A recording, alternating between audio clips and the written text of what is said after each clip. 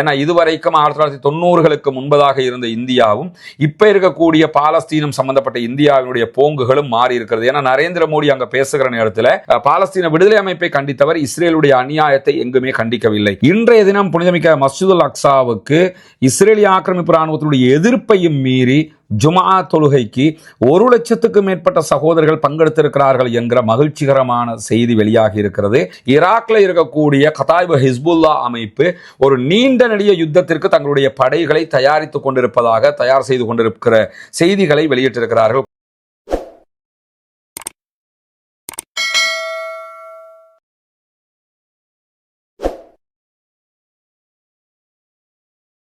அன்பிற்கினிய சகோதர சகோதரிகளே, நம் அனைவர் மீதும் ஏக இறைவனுடைய அமைதியும் கருணையும் உண்டாகட்டுமாக என்கிற உயரிய பிரார்த்தனைகளோடு பாலஸ்தீனத்தினுடைய காசா பகுதிகளில் இஸ்ரேலிய ஆக்கிரமிப்பு ராணுவம் 2 ஆண்டுகளுக்கு மேலாக நடத்தி வந்த ஒரு மாபெரும் யுத்த நிறுத்தமாக மாற்றப்பட்டு இன்றோடு 140 நாட்களை நாம் தாண்டி கொண்டிருக்கிறோம். 2 ஆண்டுகளுக்கு மேலாக நடைபெற்ற இந்த யுத்தத்தில் இஸ்ரேல் காசாவினுடைய லட்சக்கணக்கான மக்களை கொன்று வைத்து முழு காசாவையுமே அழித்திருக்கக்கூடிய சூழல்ல தான் இப்பொழுது ஒரு சமாதானம் ஏற்பட்டு சில நடவடிக்கைகள் முன்னெடுக்கப்பட்டு வருகிறது. இந்த சூழல்ல இஸ்ரேல் காசாவுல ஒருபுறம் யுத்தங்களை செய்து வருகிற அதே நேரத்தில் மறுபுறமாக பாலஸ்தீனத்தினுடைய இன்னொரு பகுதியாக இருக்கக்கூடிய வெஸ்ட் பேங்க் மேற்கு கரை பகுதிகளில் இருக்கக்கூடிய மக்களை இடங்களை அபகரிப்பதும் அவர்களை வெளியேற்றுவதும் அவர்களுடைய வணக்க வழிபாடுகளை விட்டும் அவர்களை தடுப்பதும் என்று தொடர்ந்து அங்கிருக்கக்கூடிய இஸ்லாமியர்களுக்கு பலத்த அநியாயங்களை செய்து வருகிறது.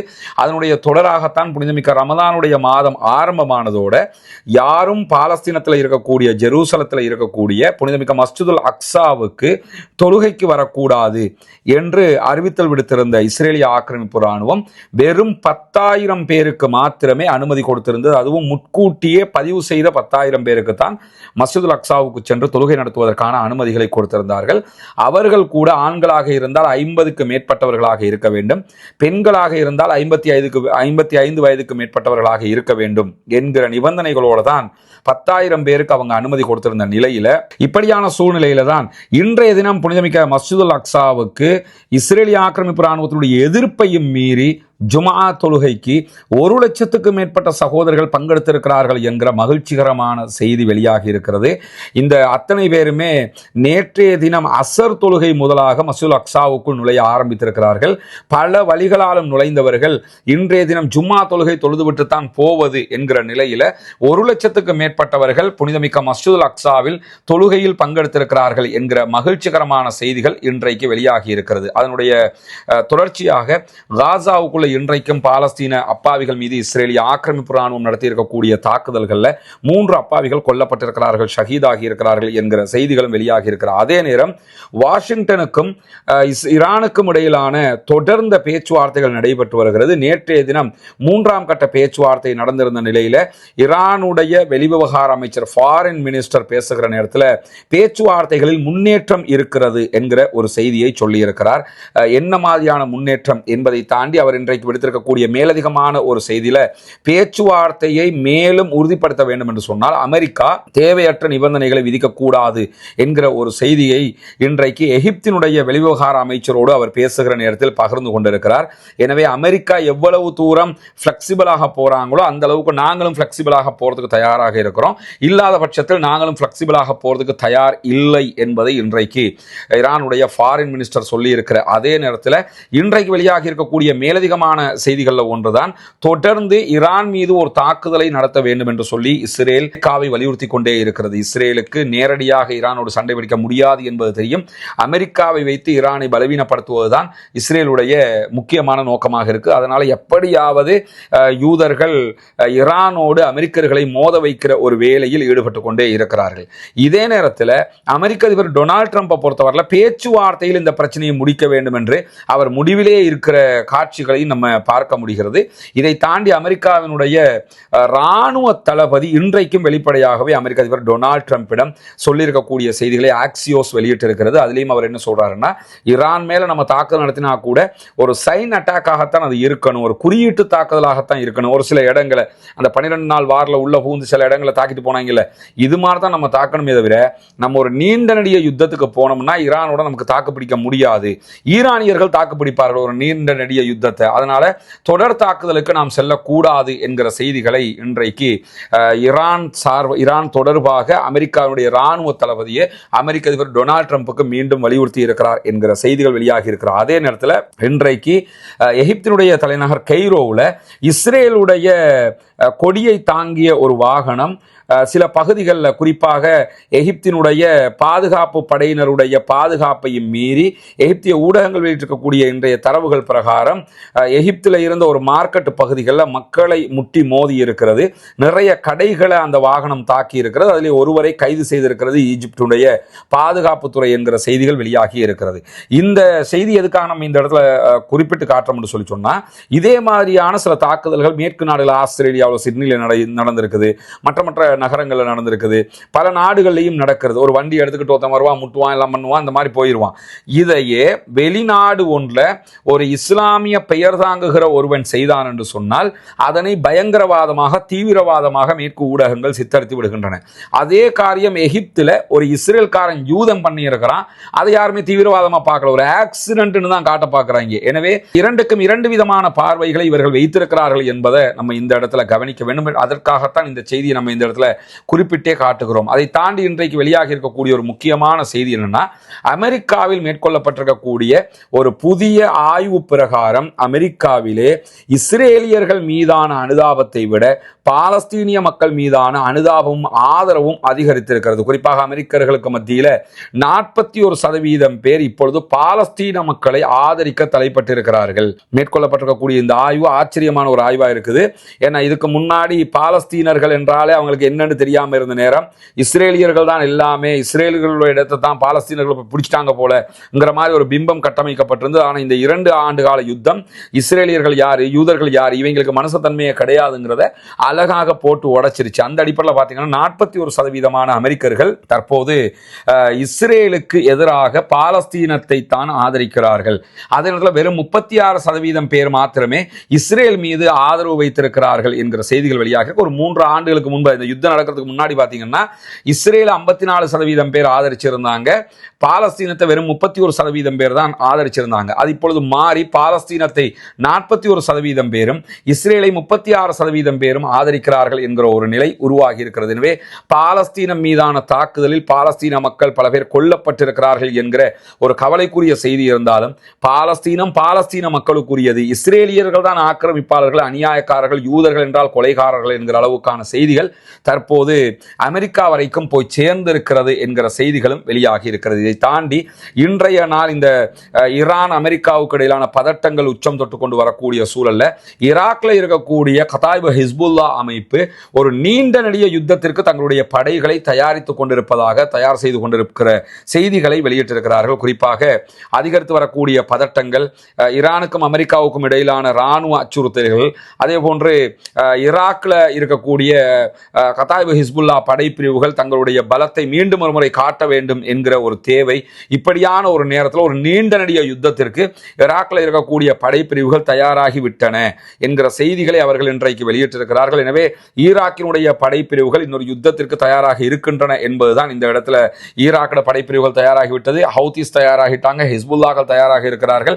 இதை தாண்டி ஈரான் ஒரு யுத்தத்திற்கு தயாராக இருக்கிறது எனும்போது ஒரு யுத்தம் ஏற்படாத சமாதான நிலை வந்தால் மாத்திரம்தான் இதிலிருந்து மீட்சி பெற முடியும் என்பதை நாம் உணர்கிற அதே நேரத்தில் நமக்கெல்லாம் தெரியும், 2 நாட்களுக்கு முன்பதாக இந்திய பிரதமர் நரேந்திர மோடி முக்கியமான பயணமாக இஸ்ரேலுக்கு போயிருந்தார். இஸ்ரேலுக்கு பயணப்பட்ட முதலாவது இந்திய பிரதமரும் நரேந்திர மோடி தான். 2017 போனார்.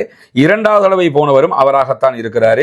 இஸ்ரேலுக்கும் இந்தியாவுக்கும் இடையிலான கொள்கை மாற்றங்கள் ஒட்டுமொத்தமாக மாறிவிட்டன என்பது மோடியினுடைய இந்த பயணத்திலிருந்து நம்ம மொத்தமாக தெரிந்து கொள்ளுகிற ஒரு செய்தியாக மாறி இருக்கிறது.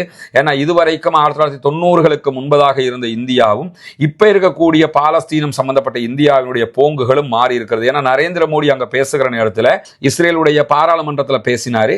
பேசும்போது முழுவதுமாக பாலஸ்தீன விடுதலை அமைப்பு அக்டோபர் 7 செய்த தாக்குதல்களை கண்டித்தாரே தவிர அதற்கு பிறகு இஸ்ரேல் லட்சக்கணக்கான மக்களை காசாவிலே கொன்று குவித்திருக்கிறது.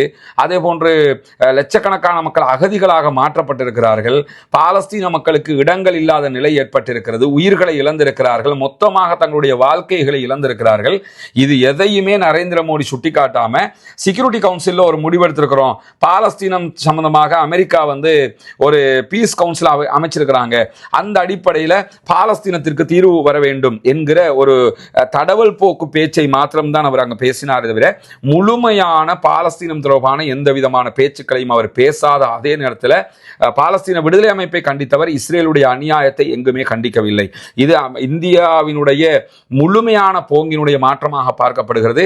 இந்தியாவினுடைய கடந்த கால பிரதமர்கள் குறிப்பாக நேரு காலத்தில் இருந்து பாலஸ்தீனம் தனிநாடாக அங்கீகாரம் பெற வேண்டும், இஸ்ரேலை நாங்கள் ஏற்றுக்கிற முடியாது, இஸ்ரேலுடைய அநியாயங்களை ஏற்றுக்கிற முடியாது என்று பேசி வந்த நிலையில் தற்போது இந்தியாவினுடைய முழு செயல்பாட்டையுமே மாற்றி அமைத்திருக்கிறது பிரதமர் நரேந்திர மோடியினுடைய இந்த செயல்பாடுகள். இந்தியா முழுவதுமாக இஸ்ரேலை ஆதரிக்கக்கூடிய ஒரு நிலைக்கு தள்ளப்பட்டிருக்கிறார்கள். அதன் அடிப்படையில் பார்த்தீங்கன்னா கடைசியாக அவங்க போட்ட பட்ஜெட்டில் ஈரான்ல அவங்க கட்டி வருகிற போர்ட், ஈரான்ல இந்தியாவினுடைய அதானி குழுமம் செய்து வரக்கூடிய ஒரு துறைமுகம் இருக்கிற அந்த துறைமுகத்துக்கு தேவையான பட்ஜெட் பணத்தை அவங்க ஒதுக்கல. அதற்கு முந்தைய பட்ஜெட்ல 600 கோடி ஒதுக்கி இருந்தாங்க. இந்த பட்ஜெட்ல 0 ஆக்கி இருக்கிறாங்க. அப்படின்னு சொன்னா ஈரான்ல அவங்க போர்ட் கட்டுறதை தவிர்க்கிறாங்க. ஈரானுடனான உறவுகள்ல இருந்து தூரமாகிற அதே நேரம் இஸ்ரேலோட அவங்க நெருங்குறாங்க என்பதை வெளிப்படையாகவே நரேந்திர மோடி தன்னுடைய பயணத்தினூடாக காட்டியிருக்கிறார். இந்த மாதிரியான ஒரு இந்தியாவை இந்திய மக்களே விரும்பவில்லை. இந்தியாவினுடைய வரலாறு நடிகளும் பாலஸ்தீனத்திற்கு ஆதரவான பயணம் இருந்திருக்கக்கூடிய நேரத்தில் இந்திய பிரதமர் நரேந்திர மோடி தற்போது அந்த வழியையே மாற்றி அமைத்திருக்கிறார் என்கிற ஒரு கவலையான சூழலும் உருவாகி இருக்கிறது. பொறுத்திருந்து பார்ப்போம் என்னவெல்லாம் நடக்கிறது என்பதை. ஒரு வெளியூர்ல நம்ம இருக்கிற காரணத்தினால இன்றைய வீடியோ இந்த வடிவத்தில் தரப்படுகிறது. பொறுத்துக்கொள்ளுங்கள் சகோதரர்களே. தொடர்ந்து இணைந்திருங்கள். ரஸ்மின் மேசி நியூஸ் மற்றும் ரஸ்மின் டாக்ஸ் ஆகிய 2 சேனல்களையும் இஸ்லாமிய பிரச்சாரங்கள் உள்ளிட்ட எல்லாவற்றையும் உங்களோடு நாங்கள் பகிர்ந்து கொண்டிருக்கிறோம். புனிதமிக்க ரமலானுடைய மாதத்திலே பாலஸ்தீன அப்பாவிகளுக்காக பிரார்த்தனை செய்கிற அதே நேரம் பாலஸ்தீன மக்களுக்காக தொடர்ந்து ஜனநாயக ரீதியாக குரல் எழுப்புவோமாக. வாஹ்ரதவானா அல்ஹம்துலில்லாஹி ரப்பில் ஆலமீன். அன்பிற்கினிய சகோதர சகோதரிகளை நம் அனைவர் மீதும் ஏக இறைவனுடைய அமைதியும் கருணையும் உண்டாகட்டுமாக என்கிற பிரார்த்தனைகளோடு, நமக்கெல்லாம் தெரியும் கடந்த ரமலானுடைய மாதத்துல இஸ்லாத்தை ஏற்றுக்கொண்ட ஒரு 14 குடும்பங்களுக்கான வீடுகளை கட்டுகிற ஒரு பணியை நம்ம ஆரம்பிச்சிருந்தோம். அல்லாஹ்வினுடைய உதவியால் நீங்கள் செய்த தான தர்மங்கள் ஜகாத் நிதிகளால் அல்ஹம்துலில்லாஹ் 5 குடும்பங்களுக்கான வீடுகள் முழுமையாக கட்டி கொடுக்கப்பட்டு அவர்களுடைய கைகளிலேயே ஒப்படைக்கப்பட்டு விட்டது.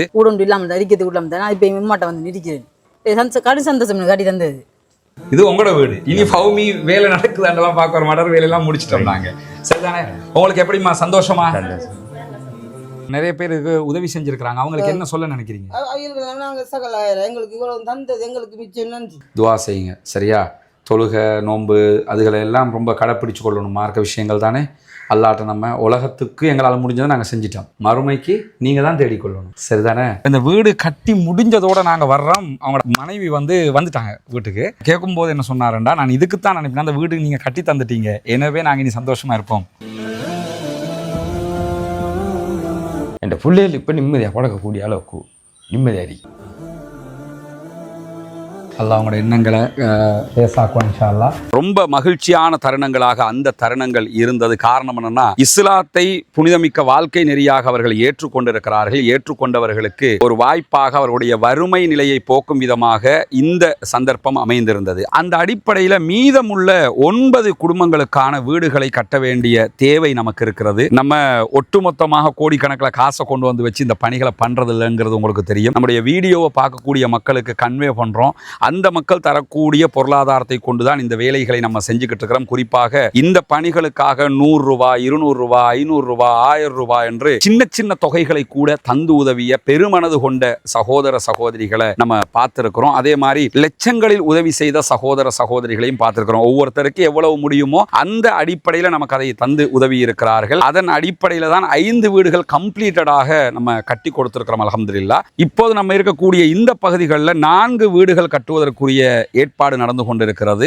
2 வீடுகளுக்கான அத்திவாரம் போட்டிருக்கிறோம். இந்த அத்திவாரம் தித்வா புயல் வர்றதுக்கு முன்னாடி போட்டது. புயல் வந்ததோடு அந்த புயல் பணிகள் அந்த வேலைகளால் நமக்கு இதெல்லாம் நிறுத்தி இருந்தோம். அதனால தான் நம்ம விளம்பரங்களும் அது தொடர்பாக எங்கேயுமே போடலை. தற்போது புனிதமிக்க ரமதானுடைய மாதத்தை அடைந்திருக்கிறோம். நபிகள் நாயகம் ஸல்லல்லாஹு அலைஹி வஸல்லம் அவர்கள் காற்றை விட வேகமாக ரமலானிலே தர்மங்களை செய்வார்கள், தான தர்மங்களை அள்ளி கொடுப்பார்கள் என்கிற நபிமொழிகளை சஹீஹுல் புகாரி, முஸ்லிம் உள்ளிட்ட நபிமொழி கிரந்தங்களில் நம்ம பார்க்குறோம். ஏன்னா அவ்வளவு அதிகமாக ரசூலுல்லாஹ் தான தர்மங்களை செய்து கிடைக்கிறதையெல்லாம் கொடுத்து நன்மைகளை சேகரித்துக் கொள்வார்கள். அதே நேரத்தில் அல்லாஹு தஆலா திருமறை குர்ஆனில் ஜகாத்து பெறுகிற கூட்டத்தினரை பற்றி 8 கூட்டத்தினருக்கு நீங்கள் ஜகாத்து வழங்க முடியும் என்று சொல்லும்போது அதிலே ஒரு கூட்டத்தினராக முஅல்லஃபத்துல் குலூப், இஸ்லாத்தின் பால் உள்ளங்கள் ஈர்க்கப்படுகிறவர்கள் என்கிற ஒரு பிரிவினரையும் நமக்கு காட்டித் தருகிறான். எனவே இஸ்லாத்தை ஏற்றுக்கொள்ளுகிற சகோதரர்களுக்காக ஜகாத்து நிதிகளை கொடுக்க வேண்டியது கடமையாக இருக்கிறது. ரமதானுடைய காலத்திலே ஜகாத்துகளை கணக்கு பார்த்து ஏழை எளிய மக்களுக்கு கொடுக்குகிற சகோதரர்கள் இந்த பணிக்காகவும் ஒரு போர்ஷனை ஒதுக்குங்க. உங்களால் முடிஞ்ச ஒரு தொகையை முன்னால் தெரிகிற நம்முடைய ஹியூமனிஸ்ட் பீப்புள் ஆர்கனைசேஷன் என்கிற ஆர்கனைசேஷன் அக்கௌண்ட்டுக்கு நீங்கள் வைப்பிலிட முடியும். அதே நேரத்தில் வெளிநாடுகளில் இருக்கக்கூடிய சகோதரர்கள் இந்த குறித்த அக்கௌண்ட்டுக்கு வைப்பிலிட முடியாது என்று சொல்லுகிற போது அதில் முன்னாடி தெரிகிற என்னுடைய வாட்ஸ்அப் நம்பருக்கு நீங்கள் தொடர்பு கொள்ள முடியும். உங்களுக்கு எப்படி நீங்கள் பணம் அனுப்பணும் என்கிற வழிமுறைகளை நம்ம லீகலாக சொல்லித் தருவதற்கு கடமைப்பட்டிருக்கிறோம். எனவே நாமே ஆரம்பித்த பணி நாமே முடிக்க வேண்டும் என்கிற அடிப்படையில் நம்ம அத்தனை பேரும் சேர்ந்து 1000 ரூபா 2000 ரூபா லட்சங்கள் என்று எது நம்மளால் முடியுமோ அதை போட்டு இன்னும் ஒரு 9 வீடுகள் கட்டி முடிக்க வேண்டி இருக்கிறது. இந்த பணியில் அத்தனை பேரும் இணைந்து கொள்ளுங்கள். உங்களுடைய ஜகாத்து தான தர்மங்களை ரமதானுடைய காலத்திலே இதற்காக வழங்குங்கள். வாரி வழங்குகிற போது நாளை மறுமையிலே அல்லாஹு தஆலா உயர்தரமான ஜன்னத்துல் ஃபிர்தௌஸிலே உங்களுக்கான அழகான ஒரு வீட்டை தருவதற்கு காத்து கொண்டிருக்கிறான். ஏழை எளிய மக்களுக்காக உழைப்போம், அவர்களுக்காக கொடுப்போம். நாளை மறுமையில் நிரப்பமான கூலிகளை பெற்றுக்கொள்வோம். எனவே இதற்காக உதவி செய்யுங்கள் என்கிற பணிவான கோரிக்கையோடு முடித்துக் கொள்கிறேன்.